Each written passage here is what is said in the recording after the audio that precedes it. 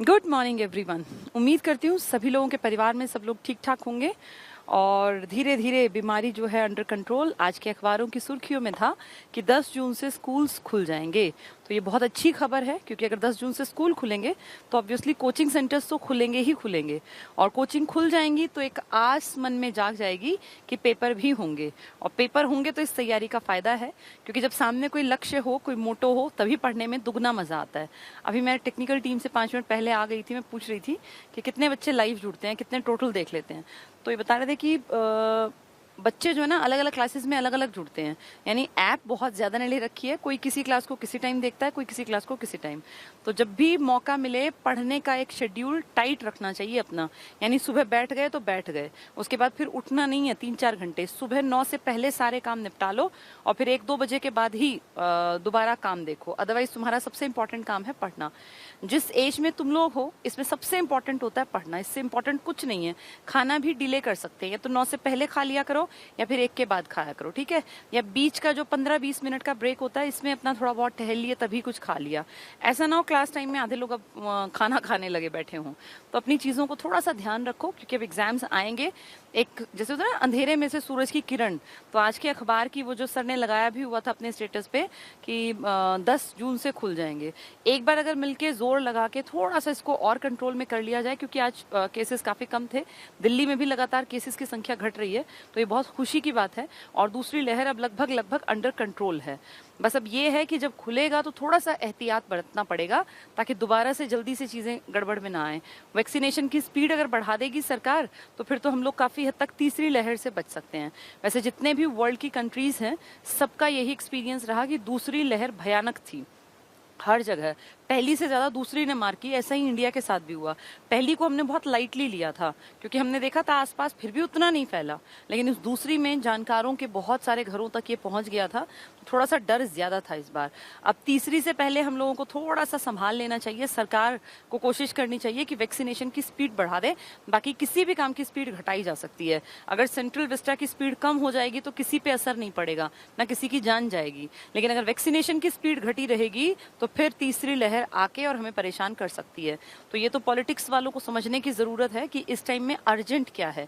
Important है बहुत सारी चीजें, देश में पुल बनने भी जरूरी हैं, रेलवे के ट्रैक्स बिछने भी जरूरी हैं, लेकिन सबसे जरूरी इस टाइम भारत की जरूरत है टीकाकरण, क्योंकि टीकाकरण होगा तो कम से कम मौत के मुंह में इंसान नहीं जाएगा और कोरोना होने के बाद भी वेंटिलेटर तक की स्थिति नहीं आएगी अगर आपकी एज बहुत ज्यादा नहीं है। अब 80-80 साल के लोग डबल डोज लगवाने के बाद भी एक्सपायर हो गए, तो देखिए एक सिस्टम है, शरीर एक मशीन है, वो जवाब दे सकती है। 70 के बाद तो वैसे भी शरीर जो है वो डिक्लाइनिंग मोड पे आना शुरू हो जाता है, सेल्स मरते ज्यादा हैं, बनते ना के बराबर हैं। लेकिन जैसे आप लोगों की उम्र के लोग हैं, अब 18 से 44 तक बिल्कुल ओपन कर दिया तो बहुत अच्छी बात है क्योंकि सबकी सेफ्टी जरूरी है। इनफैक्ट मुझे तो लगता है अब सरकार को बहुत ज्यादा ध्यान देना चाहिए कि जो छोटे बच्चों की जो सुनने में आ रहा है कि तीसरी लहर अगर आती है तो तीसरी लहर बच्चों पे हावी रहेगी, तो जब ये अगर कहीं कान में भी बात है तो सरकार को इसके लिए पहले से ही कदम उठा लेने चाहिए ताकि हाहाकार ना मचे।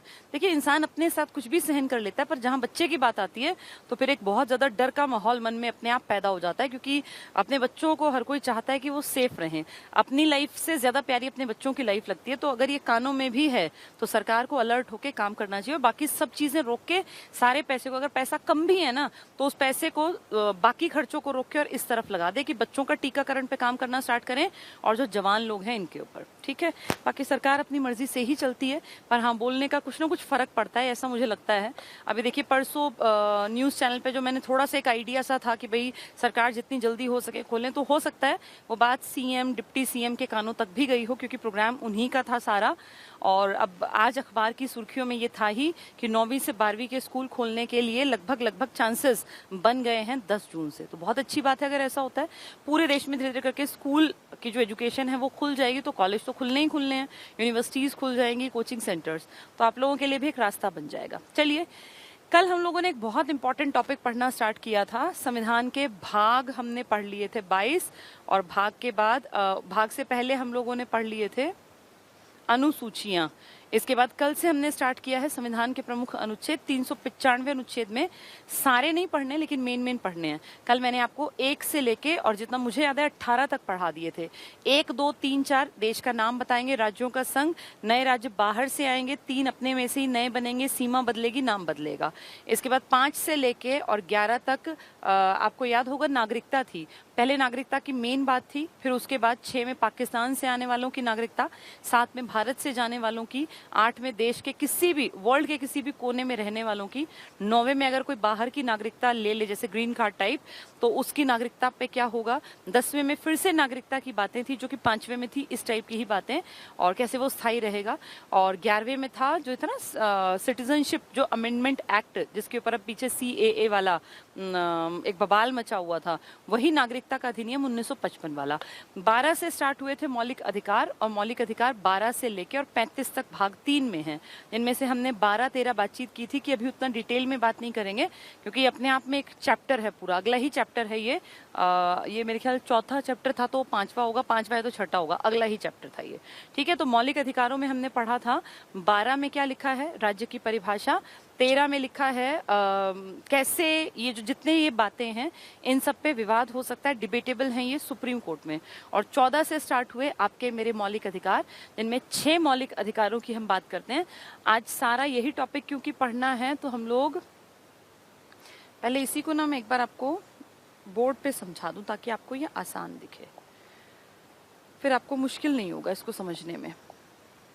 चलिए देखिए, मौलिक अधिकार ये अपने आप में बहुत डिटेल्ड टॉपिक है और अपने आप में एक चैप्टर है, पर क्योंकि हम बात कर रहे हैं अनुच्छेदों की और अनुच्छेद सारे ही मेन पढ़ने हैं तो यहाँ एक इंट्रोडक्शन बहुत जरूरी है, तभी हम आगे बढ़ पाएंगे। जब 12 से 35 का एक आइडिया तो कम से कम हो, तो इसमें मौलिक अधिकारों में 12-13 आपके एज सच अभी काम के नहीं है, पढ़ाऊंगी जरूर।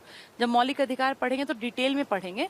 अभी सिर्फ इतना जान लो, राज्य की परिभाषा है 12 में, और 13 में है कि क्या इनका न्यायिक पुनर्विलोकन हो सकता है, सुप्रीम कोर्ट में इनके ऊपर अगर गलत कोई बात हो तो क्या उसके ऊपर कामकाज हो सकता है या क्या वहां तक केसेस जा सकते हैं, तो वो सारी बातें हैं।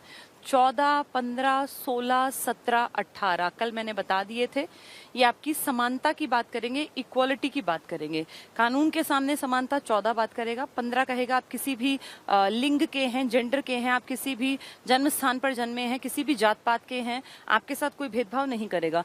16 कहेगा आपको नौकरियों में, पदों में, जो ये गवर्नमेंट जॉब्स वगैरह हैं इनमें इक्वालिटी के साथ ट्रीट किया जाएगा।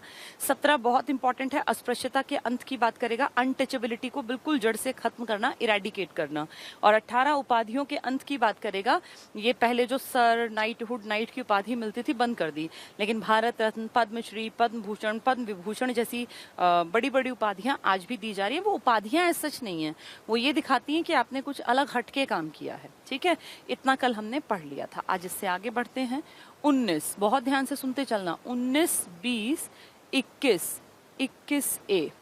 पहले तो 19 की ही डिटेल देखो, ये इतने पढ़ लेंगे अभी। 19 में क्या है, 19 कहता है स्वतंत्रता की बात, आजादी। पहले बराबरी की बात कर रहा था ना, अब कह रहा है आजादी।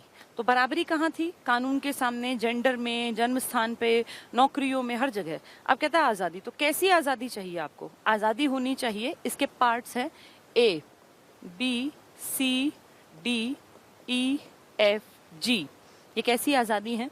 पहला कहता है हमें अभिव्यक्ति की आजादी होनी चाहिए, राइट टू एक्सप्रेशन, कि भाई हम लोग जो चाहें वो बोल सकें, तो अभिव्यक्ति की आजादी हो। अब जैसे आपके मन में कुछ भी आया देश के प्रति, समाज के प्रति, लेकिन वो गलत नहीं होना चाहिए। ऐसा नहीं कि मेरा मन कर रहा है मैं तो प्रधानमंत्री को गालियां बकूंगा, आप ऐसे नहीं कर सकते। वो एक डिग्निटी की पोस्ट है, कोई भी बैठा है गलत कर रहा है हम बोल सकते हैं, लेकिन एक तमीज तहजीब के साथ। आप ये नहीं कह सकते कि प्रधानमंत्री जो है और इस तरह की लैंग्वेज यूज करें जो कि कहीं ना कहीं उस पद के लिए गलत है, तो ऐसे पे फिर केसेस बनते हैं। देखो अभी मैं पढ़ रही थी, आज ही था शायद अखबार में, कहाँ बाहर का एक लड़का है, उसने प्रधानमंत्री गलत बोला है बहुत ज्यादा, ज्यादा इंडियन है, बाहर रहता है, तो उसने प्रधानमंत्री के खिलाफ गलत भाषा का यूज किया, इसलिए उसके ऊपर केस चलेगा। तो आपको ये ध्यान रखना है, अभिव्यक्ति कीजिए, आपको गलत लगता है बोलिए, लेकिन आपकी जबान ऐसी होनी चाहिए कि जिसमें वैल्यूज दिखाई देती हूँ। तो किसी की बुराई भी करनी है, अगर वो गलत कर रहा है और वो एक पद पे बैठा है और उसकी जिम्मेदारी थी कि वो आपके लिए अच्छा करे, लेकिन वो नहीं कर रहा, तो उस कंडीशन में आप बोलने के बिल्कुल अभिव्यक्ति करने के बिल्कुल हकदार है। इसके लिए आप अखबारों में लेख लिख सकते हैं, आप टीवी का यूज कर सकते हैं, आप रेडियो का यूज कर सकते हैं, आप सोशल साइट्स का, लेकिन कंडीशंस के साथ है। ऐसा नहीं है कि मेरी मर्जी अभिव्यक्ति की मैं किसी को कुछ भी बोलूं, वो गलत है। आपको ये समझना पड़ेगा कि एज अ सिटीजन आपकी बहुत सारी चीजों का आपको ध्यान रखना पड़ेगा। तो अपनी भाषा का, अपने शब्दों का, अपने लहजे का, ये बहुत जरूरी है कि ध्यान रखें। आपकी जबान ऐसी ना हो अभिव्यक्ति करते टाइम जो दूसरे के मान की हानि करे, अदरवाइज मान हानि के केसेस भी तो बन ही जाते हैं बोलने के खिलाफ।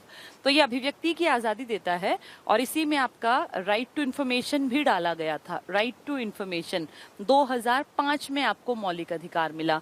इसी में आपको झंडा फहराने की भी आजादी थी, क्योंकि झंडा अभिव्यक्ति है कि आप अपने देश की आन बान शान को ऊंचा समझते हैं। जब हमारे जितने खिलाड़ी जीतते हैं, आपने देखा है ना, झंडे को जो है वो फहराते हैं।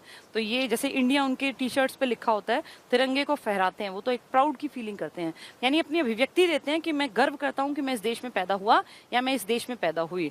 तो अपने झंडे को फहराना भी अभिव्यक्ति है, ये दिखाता है कि आपको अपने देश से लगाव है और आपको अपने देश से प्यार है।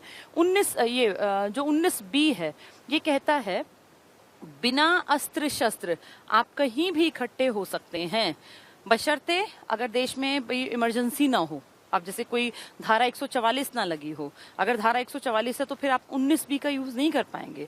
अगर कहा गया कि इमरजेंसी है देश में, आर्टिकल 352 लगा है, तो आप इसका यूज नहीं कर पाएंगे। वैसे आप, मैं, नॉर्मल इंसान बिना अस्त्र शस्त्र लिए कहीं भी इकट्ठे हो सकते हैं। हम कोई भी जो है अपना बातचीत कर सकते हैं इकट्ठे होके, लेकिन वहां पे ऐसा नहीं है कि कटार लेके इकट्ठे हो गए और तलवार लेके इकट्ठे, ये गलत है। तो आपको आजादी है, आप इकट्ठे होइए, बातचीत कीजिए, प्लानिंग्स कीजिए, लेकिन देश विरोधी ना हो और देशद्रोही टाइप के लोग वहां हथियार लेके ना पहुंचे, ठीक है। तो बिना अस्त्र शस्त्र आपको खड़े होने की, इकट्ठे होने की आजादी है। सी कहता है आपको, मुझे, हम सबको संघ बनाने की आजादी है। हम कोई भी समूह बना सकते हैं। आप देख रहे हैं ना, अभी प्रेजेंट में किसानों ने कितने सारे समूह बना लिए अलग अलग नाम से। किसान नेता अलग अलग जगह काम कर रहे हैं, अलग अलग समूहों के पार्ट पे। तो इस तरह के समूह बनाना, ये ऐसा नहीं कि ये गलत है या गैर संवैधानिक है। आपके संविधान ने आपको आजादी दी है, आप संघ बनाइए, समूह बनाइए, लेकिन फिर ध्यान यही रखना है कि समूह का टारगेट देश विरोधी ना हो। ऐसा ना हो समूह बना के और हथियारों की सप्लाई कर रहे हैं या स्मगलिंग कर रहे हैं या गलत चीजें बेच रहे हैं, ऐसा नहीं करना। समूह बनाओ, अपने हक की बात रखो, आप एनजीओज बनाओ, आपका जो मन करे बनाओ। संघ बनाने की आजादी, समूह बनाने की आजादी, बिना अस्त्र शस्त्र घूमने की आजादी, तो बहुत तरह की आजादी है हमारे पास। डी कहता है जहां आपका मन करे आप वहां पर घूम फिर सकते हैं। जहां आपको जाना है ना, आप वहां घूमने फिरने की आजादी मान लीजिए। जैसे आपके पास पैसा है और आपको लगता है यार मुझे गोवा जाना है। अब ये मत सोचना आज के टाइम में, आज तो कंडीशंस अलग हैं। कोविड के कारण अब आपकी घूमने फिरने की आजादी पे पाबंदी लगा रखी है, और आप किसी भी दूसरे स्टेट में जाएंगे तो वो पुलिस रोकेगी आपकी गाड़ी को देख के, वो कहेगी नेगेटिव रिपोर्ट दिखाओ, नहीं तो वहीं आपको क्वारंटीन कर देंगे। तो इस तरह की चीजें प्रेजेंट में नहीं चल रही हैं, क्योंकि देश पे एक प्राकृतिक, ये प्राकृतिक तो क्या आपदा है, पता नहीं प्राकृतिक है ये मैन मेड है, लेकिन आपदा है, इसलिए आपके ये बहुत सारे अधिकार आपको सुनने में लग रहा होगा कि कहाँ है। घूमने फिरने की आजादी है, पर अगर देश पे कोई खतरा है, परेशानी है, तो ये आजादी कुछ हद तक छीनी भी जा सकती है, ठीक है। लेकिन देखो आपको इतनी आजादी तो मिली है ना, घर में कौन रोक रहा है। जब आपकी कंडीशंस ठीक होंगी तो आपके पास पैसा हो तो आप गोवा जाओ, शिमला जाओ, मनाली जाओ, जहां मन करे जाओ। उसमें कोई आपसे ये भी नहीं है कि भैया अपना पासपोर्ट बनवाओ, वीजा बनवाओ। देश की आंतरिक सीमा में जहां मन करे आप अफोर्ड कर सकते हैं, जाइए। यानी घूमने फिरने की आपको आजादी है। किसमें? 19D में। ई कहता है जहां आपका मन करे आप वहां निवास बनाओ, निवास स्थल बनाओ, आप वहां पे रहो। ये आपको रेजिडेंस की आजादी रहता है, स्थायी निवास, जहां मन करे रहो। आपका दिल्ली में मन करता है, दिल्ली में प्लॉट लेके घर बना लो। मन करता है MP में रहना है, MP चले जाओ। छत्तीसगढ़ के जंगलों में आपको घर बनाना है, वहां जमीन लेके वहां बना लो। जिसका जहां मन करे प्रॉपर्टी खरीदो और घर बना लो। ये कहाँ लिखा है? 19E में। तभी देखो कोई गाँव में प्रॉपर्टी लेता है, कोई शहरों में, कोई कस्बों में। अपने अपने जेब के हिसाब से इंसान खर्च कर सकता है ना, कहीं मनाही नहीं है। अब अंबानी जैसे लोगों ने पूरे देश में प्रॉपर्टी खरीद रखी है। आप ये देखो कितनी सारी जगह इनके रिलायंस मार्ट चल रहे हैं, रिलायंस फ्रेश चल रहे हैं, ट्रेंड्स चल रहे हैं। तो जिसके पास ऐसा हो, आपको आजादी है आपके देश में, जहां मन करे रहो, प्रॉपर्टी खरीदो, जहां मन करे घूमो, तो हर तरह की आजादी दे रखी है इन्होंने आपको। इसके बाद एफ कहता है, ये एफ पहले था, ध्यान से सुनना, अब ये यहाँ पे नहीं है। तो कहाँ गया? ये कहता था आपके मन में आए तो आप प्रॉपर्टी खरीद सकते हैं। राइट टू प्रॉपर्टी मतलब प्रॉपर्टी से जुड़ा था। एग्जैक्टली खरीद सकने वाली बात तो अभी भी है, लेकिन प्रॉपर्टी से जुड़ा था। फिर ये कहा प्रॉपर्टी के राइट को तो यहाँ से हटाया गया है। अभी हम पीछे पढ़ के आए थे ना, प्रॉपर्टी का राइट हटाया। तो ये 19F आज आपके काम का नहीं है। 19G कहता है जो आपका मन करे आप वो रोजगार करो। आपको लगता है मुझे सरकारी नौकरी की तैयारी करनी है, करो, कोई मना थोड़ी कर रहा है। आपको लगता है मुझे चाय पकौड़े बेचने हैं, अकॉर्डिंग टू मोदी जी वो भी तो रोजगार है, वो भी कर सकता है कोई भी, मना कोई नहीं करेगा। अपना स्टार्टअप शुरू करो, अपना बिजनेस करो, अपनी नौकरी करो। लेकिन आप सब अच्छी तरह जानते हैं कि ये कहना बहुत आसान है। मैं भी एक बहुत नॉर्मल परिवार से हूँ और मुझे पता है कि स्टार्टअप कहना जितना आसान है उतना आसान चीज़ों को खड़े करना नहीं होता है। आप कहाँ से पैसा लाएंगे? आपकी एज में आपके ऊपर कौन विश्वास करके आपको 8-10 लाख रुपए देगा? 8-10 लाख से कम तो कोई रोजगार शुरू ही नहीं हो सकता। कोई भी आप उठा के देखो, कुछ आप एक कंप्यूटर सेंटर ही अगर खोलते हैं तो उसमें लागत आती है ना। आप किराए पे कहीं एक कमरा लोगे, फिर वहां आप अपना ऑफिस बनाओगे, उसमें टेबल चेयर लाओगे, आप कंप्यूटर लैपटॉप वहां रखोगे, तो इन सबकी लागत कौन देगा? तो बैंक तो आपके ऊपर विश्वास करेगा नहीं, क्योंकि बैंक से लोन उनको मिलता है जिनके पास कोई प्रॉपर्टी होती है। तो प्रॉपर्टी आपके पास आप क्या दिखाएंगे? आपके पिताजी की प्रॉपर्टी, पिताजी आपको 1 रुपया ना खर्च करने को दें, उन्हें पता है वो पैसा डूब जाएगा। तो ये कहना और सुनना बड़ा आसान है कि स्टार्टअप कर लेंगे, बिजनेस कर लेंगे, पर आम आदमी के पास कहाँ है पैसा इतना बिजनेस करने का। इसलिए तो हम दौड़ते हैं इस रेस में कि हमें नौकरी मिल जाए। मैं खुद को देखूं तो जब मैं यंग थी तो मेरे पापा मुझे 10 लाख रुपए कहाँ से दे देते? कुछ हिसाब ही नहीं था। ये दिखता था सिर्फ नौकरी ही है जो आगे ले जाएगी, कोई बिजनेस का हिसाब किताब नहीं था। और बिजनेस मैंने देखा जो इस तरह से शुरू करते हैं वो जनरली चलते भी नहीं है। जिसकी फैमिली में एक बैकग्राउंड तगड़ा हो ना, भाई बिजनेस क्लास फैमिली है, एक्सपीरियंस है, वो बुद्धि है जो चाहिए, तो इंसान का बिजनेस चल सकता है। लेकिन आपको कुछ भी अकल नहीं है, आपके किसी रिलेटिव ने बिजनेस किया नहीं है, आप सोचे नहीं मैं बिजनेसमैन बनूंगा, अगर आपके पीछे बैक स्ट्रांग है, भैया आपके पिताजी 50 लाख आपको दे के बैठेंगे, बेटा बेशक डूब जाए मुझे कोई फर्क नहीं पड़ता, तो आप फ्री रहेंगे। एक हमारे जानकार हैं, मुकुल नाम है उनका, बहुत यंग लड़का है, 25-26 साल का होगा, और उसकी वाइफ ऐसी 24-25 साल की। दोनों ने, बहुत बड़ा बिजनेस था उनके पिताजी का, जो शादी ब्याह में महंगे महंगे डिजाइनर लहंगे और ये सब बनता है ना, जो 1-1 लाख की एक ड्रेस बिकती है, तो इसका पुश्तैनी कामकाज था। मतलब उनकी दादी जो है, मुकुल की दादी, वो इस बिजनेस को, उनके दादा दादी ने, सोचो कितनी पहले की बात होगी, तब शुरू किया होगा। और बढ़ते बढ़ते बढ़ते नोएडा में, दिल्ली में उनके बहुत सारे आउटलेट्स हैं। तो एक दिन हम मुकुल के घर गए। मुकुल न्यूली मैरिड है, हार्डली 1-1.5 साल हुआ होगा शादी को। उसने और उसकी वाइफ ने डिसीजन लिया कि यार ये पुश्तैनी काम है, बहुत अच्छा चल रहा है, बहुत बढ़िया घर उनका, मतलब घर में बहुत ज्यादा सुविधाजनक जिसको कहते हैं वैसा घर था, और 8-10 नौकर घर के अंदर ही रहते हैं, वो घर का सारा कामकाज संभालते हैं। घर में ही जिम है, घर में ही एक उन्होंने अपना, जैसे पब थिएटर होता है ना, ऐसा अपना पर्सनल बना रखा है। यानी आप सोचो कितना अच्छा लाइफस्टाइल, क्योंकि पैसे की कमी नहीं है। लेकिन मुकुल और उसकी वाइफ को लगा कि हमें ना कुछ अलग करना है, इससे अलग। तो उन्होंने एजुकेशन के फील्ड में कदम रखने की सोची, एक विचार आया, और इसीलिए उन्होंने हमें कांटेक्ट किया। हमारा कोई कॉमन फ्रेंड था उसके थ्रू, तो उसने हम एक दिन इनवाइट किया अपने घर, हम उसके घर गए, तो उसने हमें अपना स्टूडियो दिखाया। आप विश्वास नहीं करोगे, जैसे ये स्टूडियो, जैसे ये हमने भी स्टूडियो बनाए हैं, हमारे स्टूडियो में मुझे एग्जैक्टली तो नहीं पता, पर लाखों रुपए की लागत आई होगी, मुझे नहीं पता कितने की, लेकिन लाखों रुपए खर्च हुए होंगे, क्योंकि ये एक बोर्ड भी कई लाख के पड़ते हैं। ये जो ये इलेक्ट्रॉनिक बोर्ड है ना, ये भी कई लाख का पड़ता है। उस मुकुल ने हर चीज को इतना बेहतर और इतना महंगा वाला सिस्टम खरीदा हुआ था, मतलब उसको देख के मुझे फील हुआ कि इसने बहुत पैसा लगा दिया। तो वैसी बातचीत में हमने पूछा कि भाई तुमने कितना पैसा लगभग लगाया? तो बोला मेरे 3 या पता नहीं 4 करोड़ रुपए मैंने, पापा ने मुझे दिए थे कि ये तू अपने स्टार्टअप में लगा ले। तो मतलब आप सोचो उसका बैकग्राउंड कितना तगड़ा है। स्टार्टअप तो डूब भी सकता है ना। उसके फादर से भी हमारी बातचीत हुई, तो उसके फादर ना बड़े पॉजिटिव टाइप के इंसान थे। पॉजिटिव इसलिए क्योंकि पैसा बहुत ज्यादा था। तो उन्होंने कहा कि भाई बच्चों ने कहा हमें अलग करना है, हम तो कह रहे थे आउटलेट संभाल लो, इसी में लाखों रुपए की बचत है, पर ये माने नहीं। अब वो मुकुल इसीलिए मेंटली फ्री था, उसकी पत्नी इसीलिए मेंटली फ्री थी, उन्होंने ना काम शुरू नहीं किया, लागत लागत लगाई है, अभी कोई एक पैसा उनके पास नहीं आया, लागत लग गई। उन्होंने अपना ऐप खुद का बनाया और उसपे पता नहीं कितने सारे टीचर्स जो जिस फील्ड में वो हैं, वो हमसे अलग फील्ड में हैं पढ़ाई में ही, उसके अलग अलग टीचर्स, देश के बेस्ट टीचर्स से कांटेक्ट किया, फिर उनके घरों पे जाके टीम्स जो है उनकी वो शूटिंग और ये सब करके, मतलब बहुत अजीब सा, बहुत हाई लेवल की टेक्नोलॉजी का उसने यूज किया। और वो लड़का, अब तक उसका स्टार्ट नहीं हुआ, पिछले साल स्टार्ट करना था, ये लॉकडाउन आ गया, अभी तक भी वो उसने लॉन्च नहीं किया। मतलब उसके पिताजी ने 3-4 करोड़ रुपए लगा दिया। हमें सुन के अजीब लगा, क्योंकि हम तो नॉर्मल परिवारों से, जिसको कहते हैं बेसिकली एक नॉर्मल से एवरेज परिवार से निकले लोग हैं। हमें ये फील हुआ कि यार इनका बैकग्राउंड कितना स्ट्रांग है कि 3-4 करोड़ रुपए लगा दिए लड़के ने। हो सकता है वो डूब जाए, वो ना चले, लेकिन पिताजी के चेहरे पे शिकन तक नहीं थी, कारण बैकग्राउंड बहुत स्ट्रांग था। ऐसे हम नहीं लगा सकते थे ना, हमारे पास उतना पैसा नहीं था स्टार्टिंग में कि हम सोचेंगे हम पैसा लगा के कमाएंगे। हमें तो अपने लायकियत से पैसा कमाना था। यही आप लोगों के साथ है। आप लोगों के मन में तो आएगा कि हम भी बड़े बड़े बिजनेस शुरू कर दें, लेकिन उस बिजनेस के लिए भैया बैकग्राउंड बहुत स्ट्रांग होना चाहिए। अदरवाइज तुम 2-4 लाख लेकर वो डुबो दोगे तो पूरे जीवन में 2-4 लाख रुपए जुड़ता है, ये कोई मजाक नहीं है। अपने माँ और पिताजी की हालत देखो, पूरी जिंदगी काम करके भी उनके पास मुश्किल से 10-12 लाख जुड़े होंगे, और जिसको कि उन्होंने तुम्हारी बहनों की शादी ब्याह के लिए और तुम्हारे घर वर बनाने के लिए छोड़ रखा होगा। तो ये बहुत बहुत टफ लाइफ है। पैसा ऐसे नहीं होता कि पेड़ों पे उगाए वहां से तोड़ लाए, बहुत मुश्किल होता है पैसे कमाना। आम परिवार में इतनी कमाई होती है कि घर खर्च चल जाए, इतना बचा लेना कि 10-20 लाख इकट्ठे हो नहीं हो पाता। चलिए, ऐसा रिस्क उनको लेना चाहिए जिन्होंने अपने बलबूते पे कुछ किया हो। तो अगर तुम अपने आप नौकरी करके ना, मान लो तुम्हें नौकरी मिल जाती है, उसके बाद तुम्हारे पास 5-7 लाख इकट्ठे होते हैं और तुम्हें लगता है मुझे बिजनेस करना चाहिए, उस कंडीशन में बिजनेस कर लेना, छोड़ देना नौकरी। नौकरी छोड़ी भी जा सकती है ना, मैंने भी जॉब छोड़ दी, मैंने लगभग 10-12 साल नौकरी करके फाइनली छोड़ दी। लेकिन छोड़ी कब? जब ये हो गया कि जितना पैसा मैं सरकार से लेती 60 साल के अपने उस पूरे टेन्योर में, जब तक मेरी एज 60 साल होती, 2042 में मेरी रिटायरमेंट होती, उतना लगा कि उससे ज्यादा मैं अच्छा बेहतर कर सकती हूँ अगर मैं इस फील्ड में आऊं।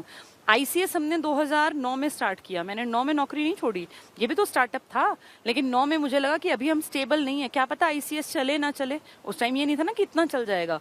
उसके बाद फिर 10, 11, 12, 13, मेरा बेटा का बर्थ हुआ 13 में, तब तक भी मैं स्कूल जाती थी। उसके बाद 14, 15 के नवंबर में, अक्टूबर लास्ट में, 31 अक्टूबर को मैंने अपना रेजिग्नेशन का लेटर पे डेट डाली थी।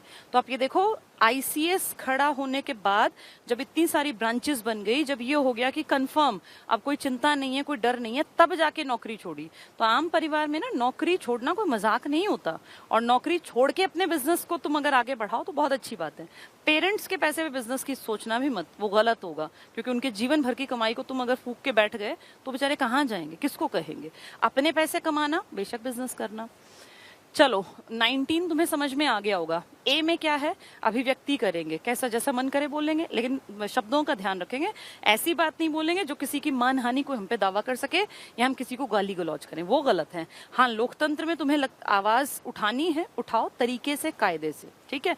बी कहता है बिना अस्त्र शस्त्र इकट्ठे हो जाओ, कोई रोकेगा नहीं, लेकिन ये ना हो कि कटार, कृपाण, तलवार और बंदूक लेके इकट्ठे हो गए, वो गलत है, फिर उसमें कार्यवाही है।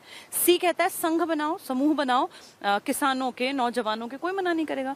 डी कहता है जहां मन करे घूमो, घूमो फिरो, आजादी तुम्हें। ई कहता है जहां मन करे अपना घर बना लो, जहां मन करे वहां अपना फार्म हाउस बनाओ, घर बनाओ, पैसे हैं खरीदो जमीन और बना लो। एफ पहले था, अब काम का नहीं है। जी कहता है जो तुम्हारे जी में आए, व्यापार करो, रोजगार करो, ठेला लगाओ, पकौड़े बेचो, नौकरी करो, जैसा मन करे वो करो, ठीक है। तो ये 19 को मैंने एक्सप्लेन कर दिया। इसके बाद आता है 20 भी काम का है। 20 क्या कहता है, इसको आप बहुत अच्छा समझोगे सुशील कुमार के केस से, अभी आजकल की ही घटना है। सुशील कुमार को पकड़ लिया गया, गिरफ्तारी हो गई सुशील कुमार की। अभी सुशील कुमार अपराधी सिद्ध नहीं हुआ। सुशील कुमार ने कह दिया हाँ मैं था वहां, और कई गैंगस्टर्स के उन्होंने नाम ले लिए, और देखो आज भी अखबार में था 4-5 और पकड़े गए हैं जिन्होंने वो मारकाट मचाई वहां पर।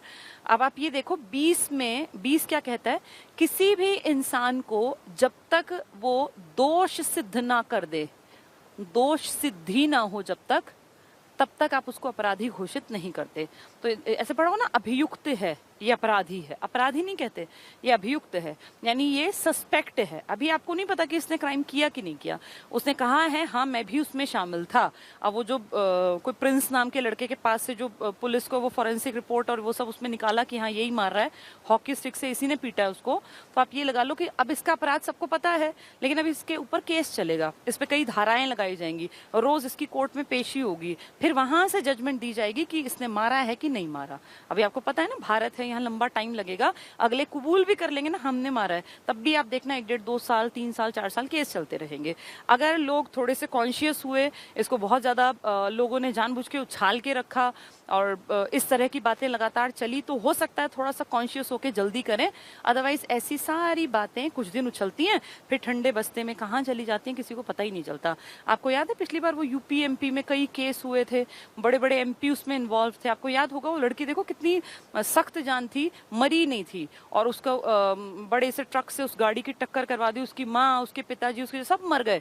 वो लड़की फाइनली क्या किया था, उसको जिंदा जला के मारा गया था। तो आप ये देखो ये सब चीजें उछली थी, आज कहाँ है। किसको, हाथरस, मुझे याद आ रहा है हाथरस की घटना थी शायद, वो कहाँ है वो घटना। ये भारत है, यहाँ क्या होता है कुछ दिन चीजें उछलती हैं, फिर ऐसे ठंडे बस्ते में गायब होती हैं, पता ही नहीं चलता।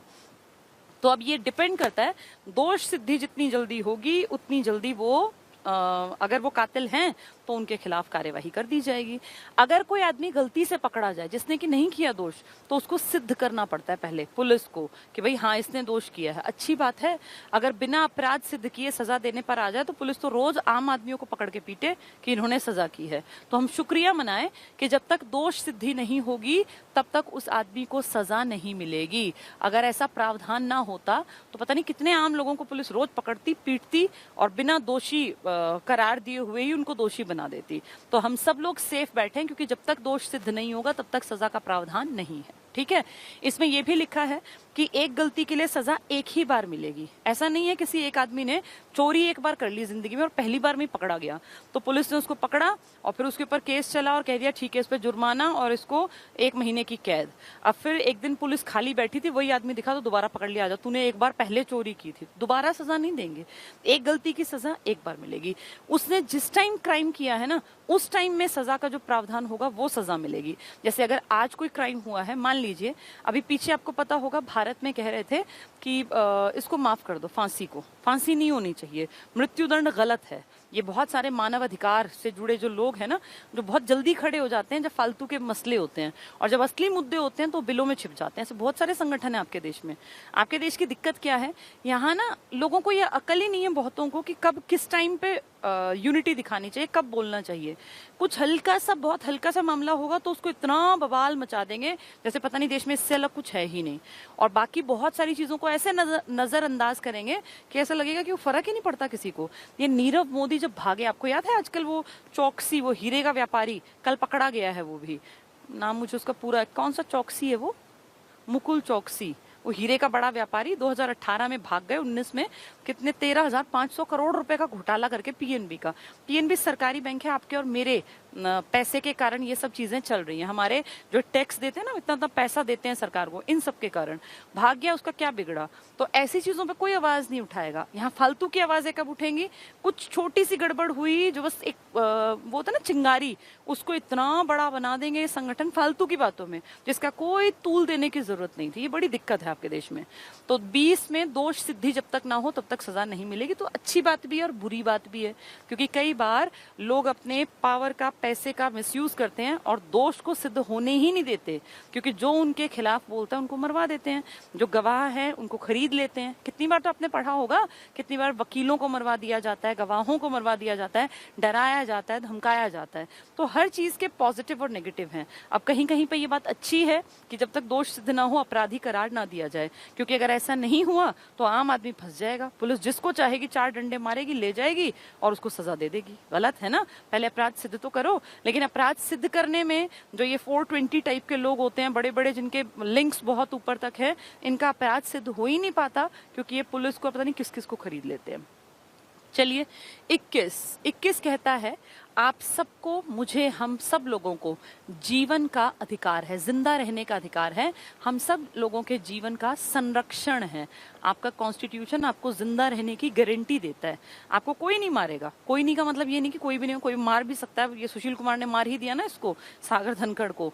तो इसका मतलब है आपके देश में कोई सरकार ऐसा स्टेप नहीं लेगी कि भैया आबादी लगातार बढ़ रही है, आधों को मार ही दें। ऐसा नहीं होगा, ये गलत है। आप सबको जिंदा रहने का अधिकार है, हम सबको जिंदा रहने का अधिकार है।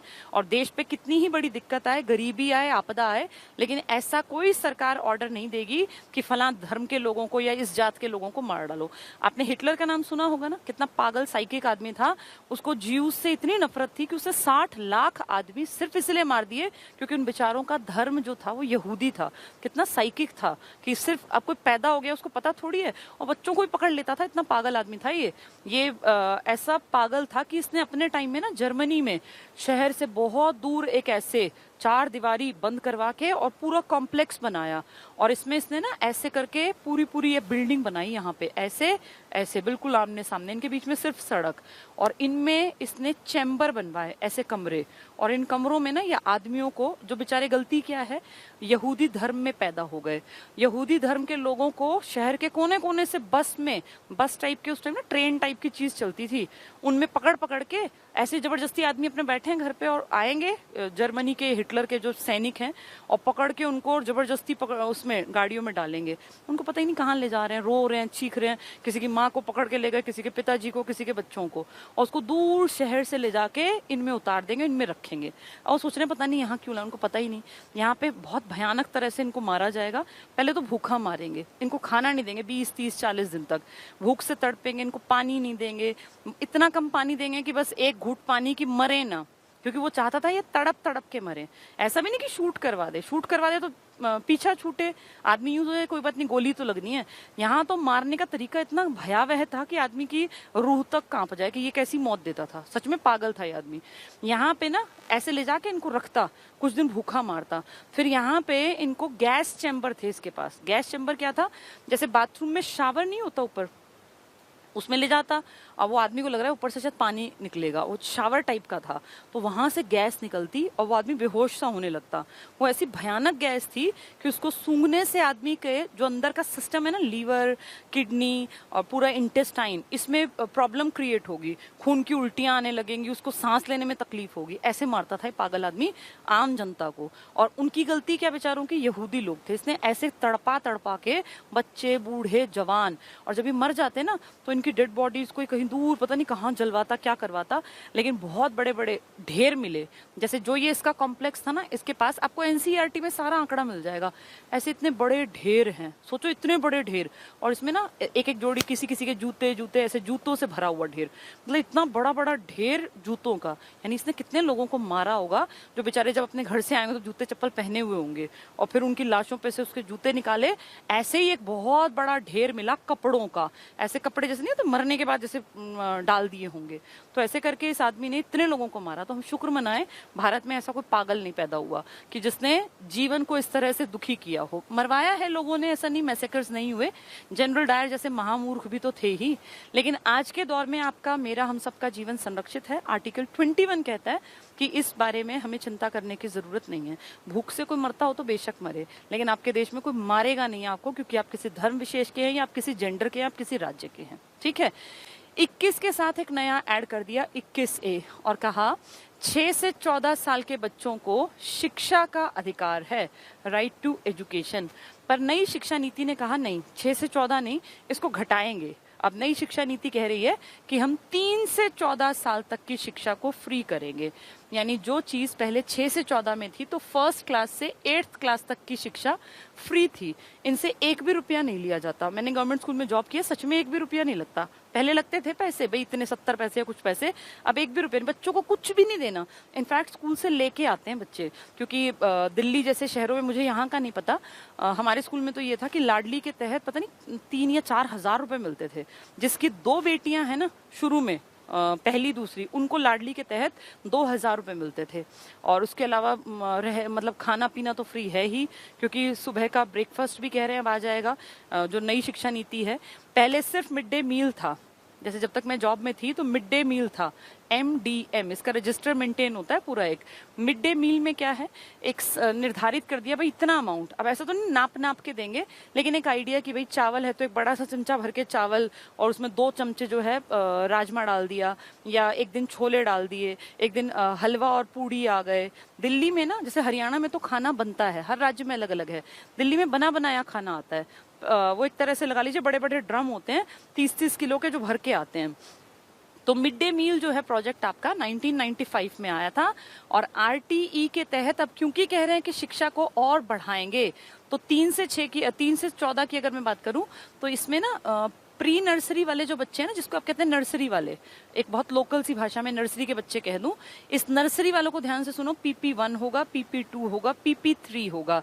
PP मतलब प्रिपरेटरी, तो ये बच्चे होंगे 3 से 4, 4 से 5, 5 से 6 वाले, और 6 साल का बच्चा जाएगा फर्स्ट क्लास में। ये PP हैं, ये PP हैं सारे प्रिपरेटरी, फिर फर्स्ट और सेकंड। अब ये स्ट्रक्चर आएगा आपके देश में पढ़ाई का। जो नई शिक्षा नीति है ना, वो इस तरह से है, अगर तुम्हें पता हो। पहले 5 साल, जिसमें कि नर्सरी के 3 साल हैं और 2 साल फर्स्ट सेकंड के। इसके बाद 3rd 4th 5th के 3 साल, 6th 7th 8th के 3 साल, 9th 10th 11th 12th के 4 साल। ये नया स्ट्रक्चर है आपकी पढ़ाई का, 5 3 3 4। तो ये 5 कौन कौन से हुए, इसमें आपके 3 साल के बच्चे आ गए PP1 में, फिर वो 4 साल में पहुंच गए हैं PP2 में, बहुत छोटे छोटे होंगे, 3 साल का बच्चा अपने घरों में देखो आप। इसके बाद PP3 वाले बच्चे होंगे, फिर फर्स्ट क्लास के बच्चे होंगे, और फिर सेकंड क्लास के। इनको प्लेवे मेथड से पढ़ाया जाएगा, इनको कोई जबरदस्ती मारना पीटना नहीं है, या गिनती पहाड़े नहीं सिखाने हैं। आएंगे, खेलेंगे और सोएंगे। हर स्कूल में बेड की व्यवस्था की जाएगी इनके सोने के लिए। बहुत छोटे छोटे होते हैं, 3 साल का बच्चा कितना होता है। तो ये कह रहे हैं कि अब आने वाले प्रोजेक्ट में हर स्कूल में, हर क्लास में इनको अगर 5 कमरे मिलेंगे, तो हर क्लास में ऐसे इनके सोने का एक बेड होगा। जिस बच्चे का जब मन करेगा ना, वो उठ के जाए और सो जाए, को उसको डांटेगा नहीं।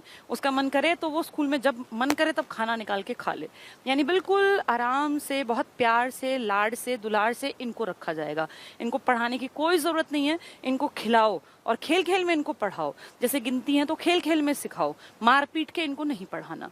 इसके बाद बच्चा थोड़ा सा सेंसिबल हो गया, उसको पता है मुझे रोज यहाँ जाना है, उसको बैठना आ गया, उसको एक अच्छी जगह लगता है स्कूल, क्योंकि स्कूल खेलने की जगह लगती है उसको। इनको क्ले दो, मिट्टी में खेलने दो, इनके साथ जो है स्कूल में गार्डनिंग करो, इस तरह के काम। पढ़ाना नहीं है, ऐसा नहीं कि आप इनको रटवा रहे हैं कि 2 एकम 2, नहीं, वो नहीं कराना। इसके बाद बच्चा जब तीसरी चौथी पांचवी में आएगा, इस स्टेज में वो 3rd में है, 4th में और 5th में है, तब आप बच्चे को सारी चीजें सिखाओ। सारी चीजें मतलब अपने अक्षर ज्ञान तो देखो यहाँ भी देना है, फर्स्ट सेकंड में, जैसे अ म या आ म आम, क म र, ये यहाँ सिखा दो।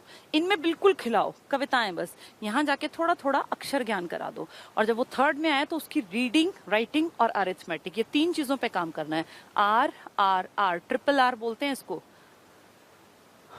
रीडिंग, राइटिंग और अरिथमेटिक। मतलब उसको पढ़ना आना चाहिए, उसको लिखना आना चाहिए, उसको मैथ्स आना चाहिए, क्योंकि तीसरी चौथी पांचवी का बेस बहुत काम आएगा जब वो छठी में जाएगा।